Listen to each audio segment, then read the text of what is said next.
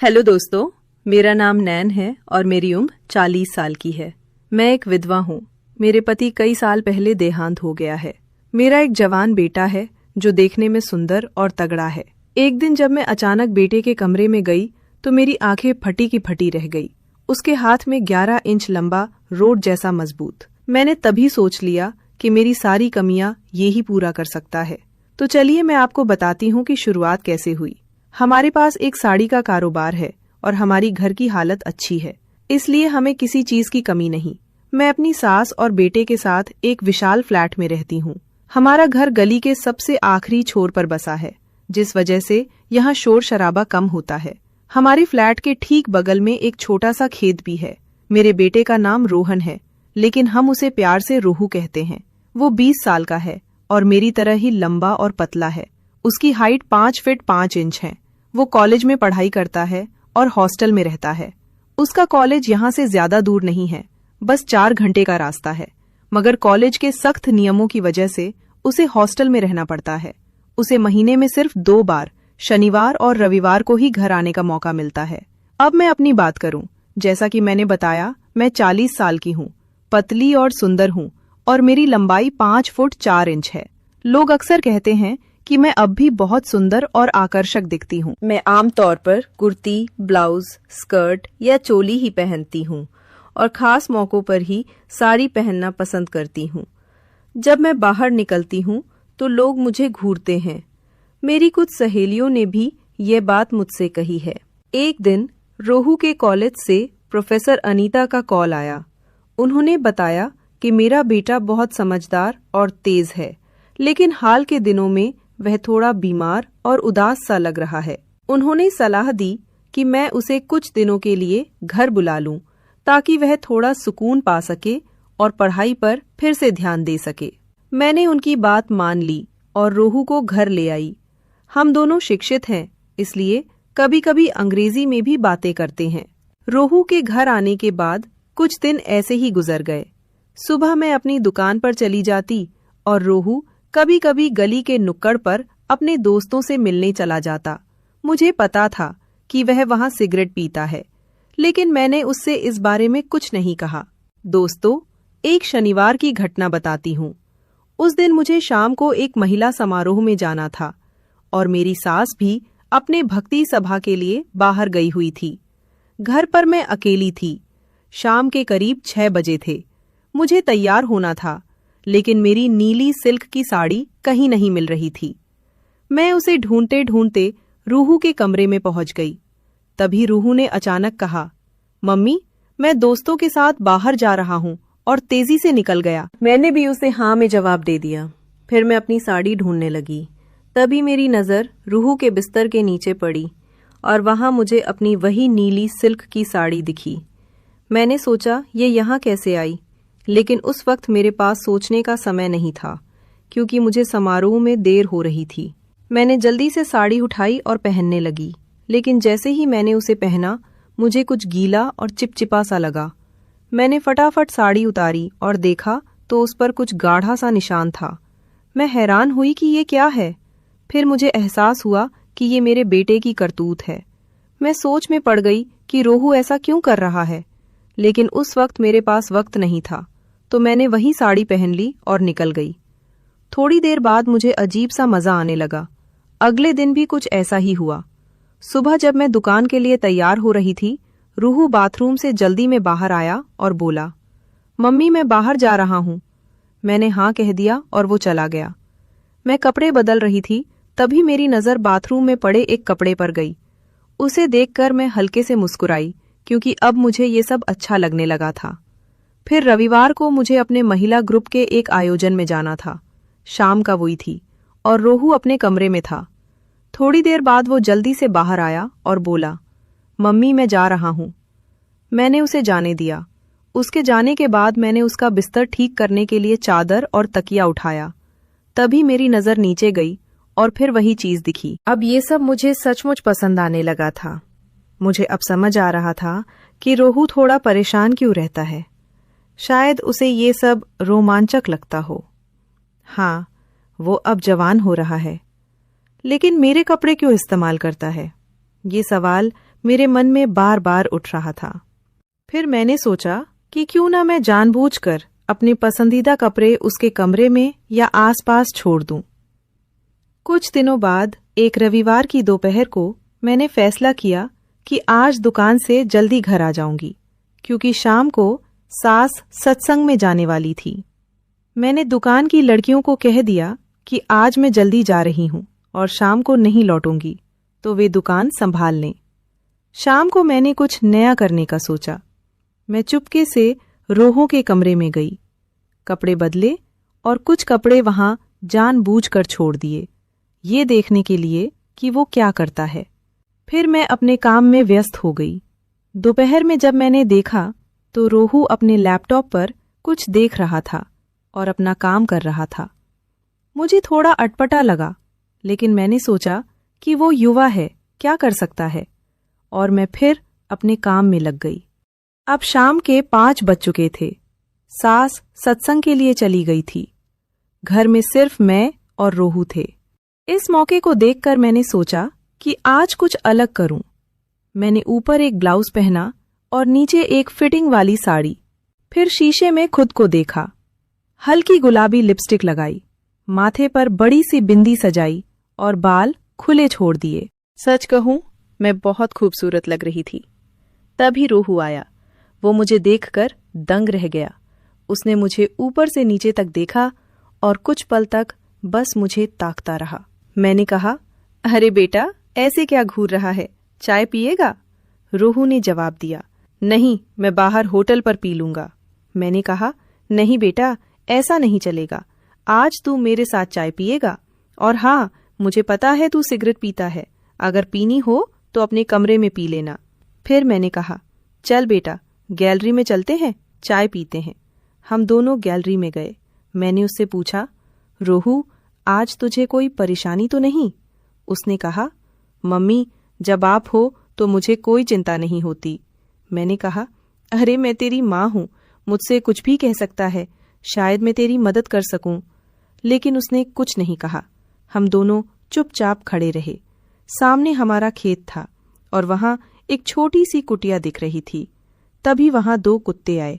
थोड़ी देर बाद नर कुत्ता मादा के साथ खेलने लगा। आप समझ ही सकते हैं। रोहू बड़े गौर से उन्हें देखने लगा। मैंने अचानक कहा, रोहू सुन तो, लेकिन उसने सुना नहीं। उसका सारा ध्यान बस उन कुत्तों पर था। तभी मैंने जोर से कहा, रोहू, अरे तू मेरे कपड़ों के साथ करता है ना? वो चौंक गया और बोला, हाँ। फिर एक पल के लिए घबराकर मेरी तरफ देखने लगा। मैंने कहा, अरे साफ साफ बोल, मुझे सच जानना है। रोहू शर्मिंदा सा होकर सिर झुकाए खड़ा रहा और धीरे से बोला, हाँ मम्मी।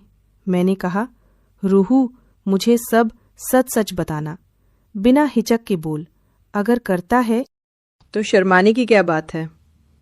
वो थोड़ा रुका, फिर सिर झुकाकर बोला, हाँ मम्मी, मैं करता हूँ। मैंने कहा, रोहू, ऐसे नहीं, मेरी आंखों में देखकर बोल। वो चुप रहा। मैंने फिर कहा, रोहू, बस एक बार साफ बोल, डर क्यों रहा है मुझसे? डरने की क्या जरूरत है? वो फिर थोड़ा रुका, मेरी तरफ देखा और बोला, हाँ मम्मी, मैं करता हूँ। मैंने कहा, अच्छा चल, आज मैं तुझे सच्ची खुशी दूंगी। रोहू ने हैरानी से पूछा, सच्ची खुशी? मैंने कहा, हाँ रोहू, आज मैं तुझे असली मजा दूंगी, चल अंदर आ। वो हिचकिचाया, मम्मी, लेकिन। मैंने कहा, अरे फिर से टेंशन ले रहा है क्या? ठीक है, पहले चाय पी ले, मैं तेरे लिए चाय लाती हूँ। फिर सिगरेट पी लेना और उसके बाद अंदर आना। हाँ, ब्रश करके आना और जब मैं बुलाऊं तभी आना। मैंने चाय बनाई, 2 कप लिए, एक उसे दिया और एक अपने लिए रखा। उसके कप में मैंने एक खास जड़ी बूटी मिलाई। मुझे पता था कि ये चाय पीते ही उसका मन बदल जाएगा। मुझे ये भी मालूम था कि सास अभी 3 घंटे तक सत्संग से नहीं लौटेंगी। आज हमारी बिल्डिंग के नीचे सत्संग चल रहा था और भक्ति भजनों की आवाज गूंज रही थी। चाय पीते पीते मैंने घर के दरवाजे और खिड़कियां बंद कर दी, पर्दे भी डाल दिए। सिर्फ किचन की रोशनी चालू थी। क्योंकि बाहर हल्की बारिश हो रही थी और अंधेरा सा छा गया था। किचन की मध्यम रोशनी बेडरूम तक पहुंच रही थी। चाय के बाद रोहू बालकनी में सिगरेट पीने गया। मैंने उसे आवाज दी, रोहू बेटा आजा, मैं तेरा इंतजार कर रही हूं। वो अंदर आया। मैं बेड के पास दीवार से सटकर खड़ी थी। रोहू मेरे पास आया और मुझे देखने लगा। मैंने उसका हाथ पकड़ा और उसे अपने पास बुला लिया। नीचे सत्संग और भजनों का शोर था और ऊपर हमारे बीच एक अलग ही माहौल बन रहा था। थोड़ी देर बाद हम शांत हुए। रोहू बहुत खुश था। आज मैंने उसे जिंदगी का असली सुख दिया था और मैं भी कई सालों बाद इतनी खुश हुई थी। फिर कुछ देर बाद रोहू बोला, मम्मी मैं थोड़ी देर बाहर जा रहा हूँ। मैंने कहा, हाँ बेटा जा, थोड़ा घूम आ, तेरी दादी भी अब आने वाली होंगी। थोड़ी देर बाद सास सत्संग से लौटी और बोली, आज मैं नीचे रमा बहन के घर रुकूंगी, वे अकेली हैं, उनका बेटा और बहू बाहर गए हैं। मैंने तुरंत हाँ कह दिया। अब मैं बहुत खुश थी। संयोग से आज रात फिर से मैं और रूहू अकेले थे। मैंने फौरन रूहू को मैसेज किया, रूहू बेटा अच्छी खबर है, आज रात घर में सिर्फ हम दोनों हैं, दादी नीचे पड़ोस में रुकेंगी। रोहू ने जवाब दिया, मम्मी बढ़िया, आज मजा आएगा। मैंने लिखा, हाँ बेटा आज जमकर मजे करेंगे। उसने रिप्लाई किया, मम्मी एक गुजारिश है। मैंने पूछा, क्या बेटा बता। उसने लिखा, मम्मी एक चीज करोगी। मैंने कहा, हाँ बोल क्या। फिर मैंने लिखा, आते वक्त भिस्की लेते आना, आज थोड़ा पिएंगे। मुझे पता है तो दोस्तों के साथ पीता है। रूहू ने जवाब दिया, हाँ मम्मी जरूर। फिर उसने लिखा, मम्मी आज तुम मेरे साथ सिगरेट भी पीना, मुझे पता है तुम भी पीती हो।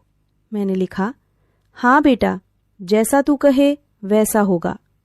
फिर एक और मैसेज किया, कभी कभी मैं तुझे एक खास सिगरेट भी दूंगी। रात हो चुकी थी। सास नीचे पड़ोस में चली गई थी। रात के 10 बज गए थे। मैंने रोहू को मैसेज किया, बेटा कहाँ है।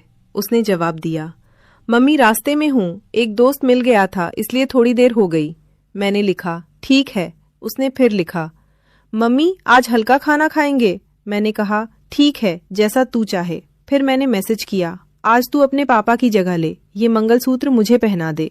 रूहू ने जवाब दिया, हाँ मम्मी मैं पहनाऊंगा, लेकिन तू मुझे अपना बेटा ही बुलाना। मैंने लिखा, हाँ बेटा मैं तुझे अपना बेटा ही कहूंगी। उसने स्माइली भेजी। थोड़ी देर बाद वह घर आया, साथ में पिज्जा लाया था और भिस्की, वाइन और बियर भी थी। मैंने कहा, रोहू तू पहले फ्रेश हो जा, मैं भी अभी तैयार होकर आती हूँ। मैंने कपड़े बदले और डाइनिंग टेबल सजाई। तब तक रोहू भी आ गया। फिर हमने साथ में पीना शुरू किया। पहले वाइन ली, फिर भिस्की पी। अब हम एक दूसरे को देख रहे थे। मैंने अपना मंगलसूत्र निकाला और रोहू को दिया। हमने और भिस्की पी और उसने भी ली। फिर हमने मोमबत्ती की रोशनी में डिनर किया। हल्की हंसी, ग्लासों की टकराहट और मोमबत्ती की मध्यम रोशनी ने माहौल को खास बना दिया। शायद विस्की का नशा अब चढ़ रहा था। रोहू ने मेरा हाथ पकड़ा, हल्के से दबाया और मुस्कुराते हुए बोला, तुम्हें पता है जब तुमने मुझे मंगलसूत्र दिया तो लगा कि तुमने मुझे हमेशा के लिए अपना लिया। मैंने उसकी आंखों में देखा जहां कुछ अनकही बातें थी। मैंने धीरे से कहा, रोहू तू पहले से मेरा है, इसमें कहने की क्या बात। उसने शरारती अंदाज में कहा, अच्छा लगता है, मैं हवा में उड़ रहा हूँ। हम दोनों हंस पड़े। रोहू ने मुझे गले लगाया और बोला, तुम साड़ी में बहुत सुंदर लगती हो। उसने मुझे गौर से देखा और कहा, ये रात सिर्फ हमारी है। मैंने सिर झुकाया और उसे गले लगाया। मोमबत्ती की रोशनी, हल्का संगीत और हमारे दिलों की धड़कनें ही अब हमारे बीच थी। उस रात चांद भी चांदनी बिखेर रहा था, जैसे हमारी इस खास रात का साक्षी बनना चाहता हो। हवाएं भी हमारी चुप्पी में कुछ गुनगुना रही थीं। मैंने रोहू के कंधे पर सिर रखा और कहा, ये रात कभी ना खत्म हो। उसने मुझे और पास खींचा और बोला, ऐसी ही रहेगी। और वो रात हमारी जिंदगी में हमेशा के लिए यादगार बन गई। तो दोस्तों, ये थी हमारी छोटी सी कहानी। इस कहानी से सीखने को मिलता है कि रिश्तों को बचाना और बिगाड़ना सब हमारे हाथ में होता है। आपको ये कहानी कैसी लगी कमेंट में ज़रूर बताएं। अगर पसंद आई तो लाइक करें और दोस्तों के साथ शेयर करें। ऐसी ही मज़ेदार कहानियों के लिए हमारे चैनल को अभी सब्सक्राइब करें और बेल आइकन दबाना ना भूलें ताकि कोई भी कहानी मिस न हो। धन्यवाद। Bye bye.